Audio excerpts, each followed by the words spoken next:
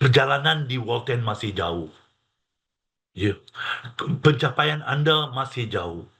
Peluang masih besar. Marilah kita kerjasama, buat betul-betul, fokus betul-betul, dan kita jadikan 4 bulan lagi di tahun 2025 ni jadi yang terbaik. Ya, terima kasih tuan-tuan dan puan-puan. Pesanan saya tetap sama, pintu taubat masih terbuka. Jumpa lagi di hari yang lain. Terima kasih. Saya serahkan kepada Taki. Baik. Terima kasih kepada Mr. Balen, tuan-tuan dan puan, kita berikan tepukan maya kepada Mr. Balen atas komitmen pada malam ini ya. Okey, kerana beliau begitu committed. Sedangkan baru sampai tiba di Malaysia, terus jalankan training pada malam ini.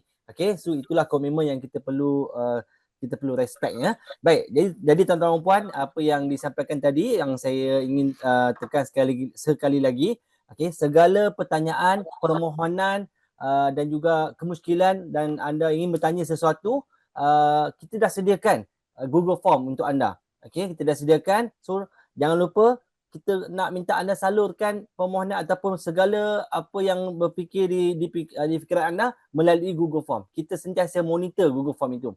Sama ada anda nak buat resignation, produk ataupun sistem dan sebagainya, semuanya melalui Google Form. InsyaAllah kepada yang mungkin sekarang ni sedang menunggu untuk nak menamatkan dia punya agent, okey, jangan risau, kita akan follow up dan kita akan contact anda satu demi satu ya. Baik, tu tuan-tuan dan puan, terima kasih kepada malam ini yang hadir lebih kurang dalam 330 mata memandang yang pada malam ini. Terima kasih kepada semua. Kita jumpa lagi pada sesi akan datang. Kita minta kerjasama anda untuk support event kita secara offline dan juga online. Okey, supaya mereka sama-sama beri semangat kepada kita dan juga anda memberi semangat kepada mereka. Okay. So setakat itu saja. Terima kasih kepada semua. Terima kasih kepada host kita ataupun speaker kita, Mr. Balen. Okay, kita jumpa lagi. Assalamualaikum. Selamat malam semua. Walton Power. Bye-bye semua.